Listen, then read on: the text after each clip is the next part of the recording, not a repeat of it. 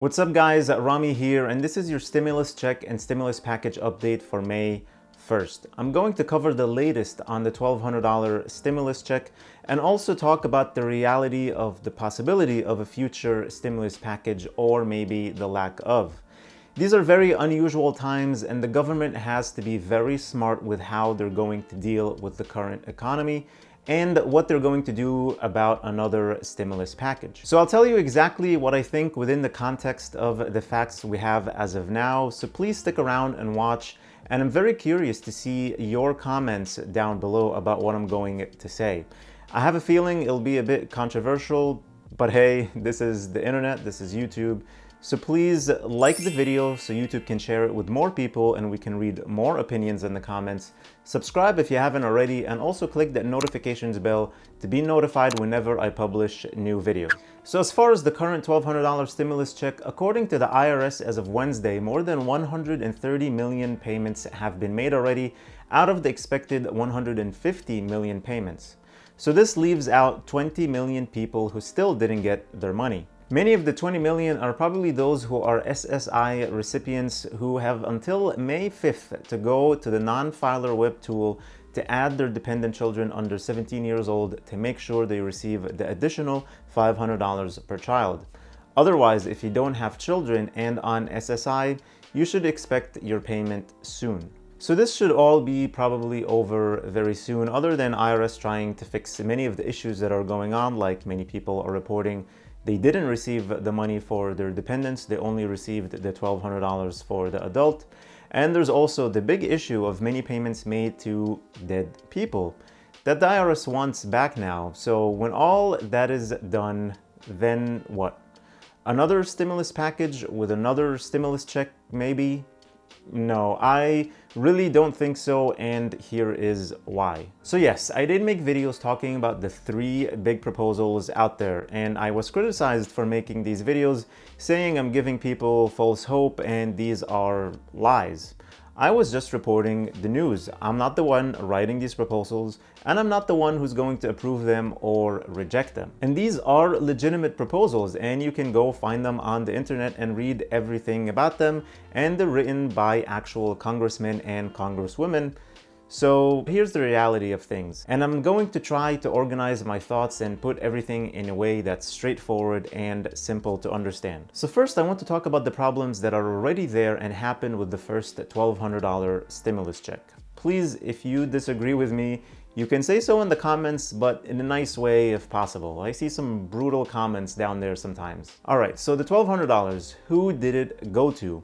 It went to everyone who made less than $75,000 of adjusted gross income in 2018 or 2019, or $150,000 if you're married and filing jointly. This is what it didn't account for though.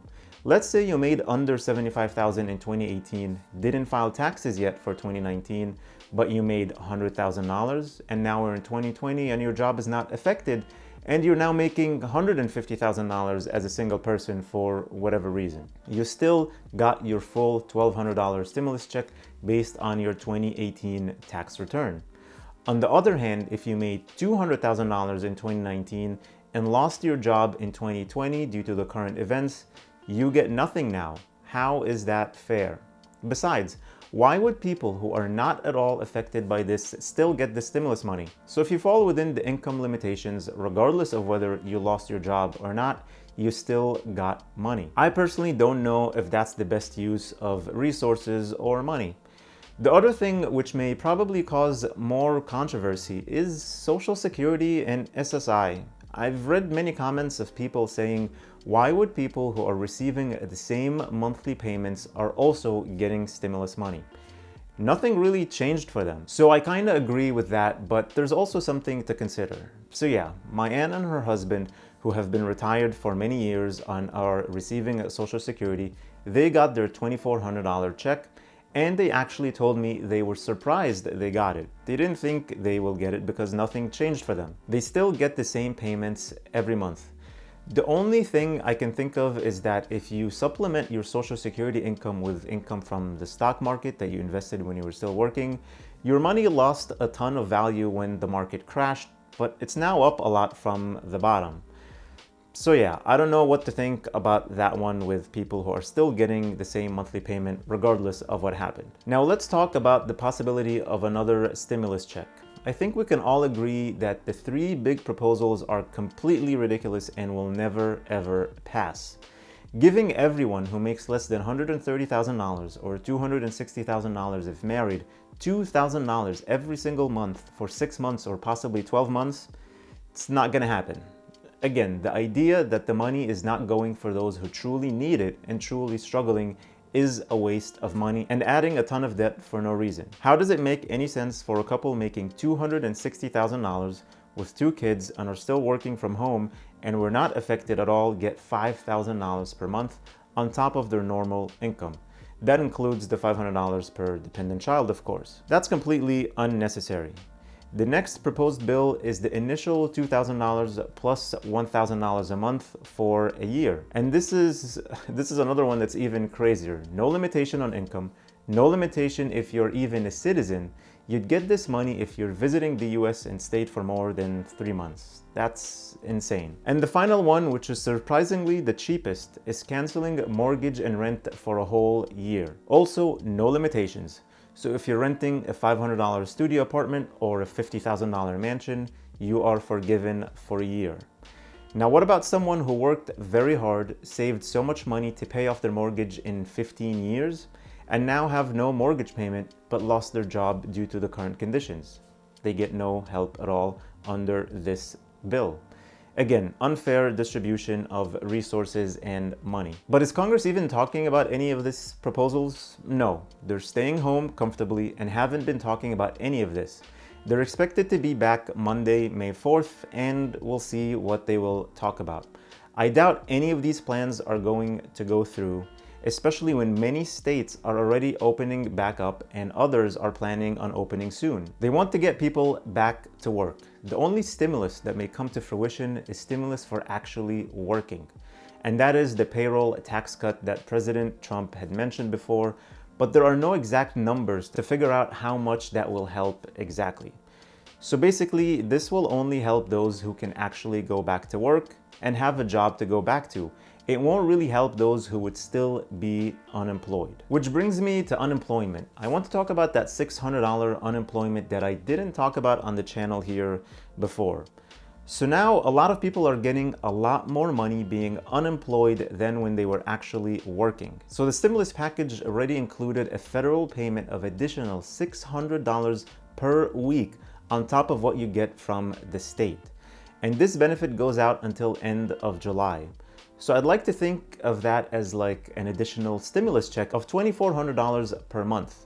Plus you get your $1,200 one-time check. You're already getting a lot of help. So the $600 per week on its own is equivalent to $15 per hour for a 40-hour work week.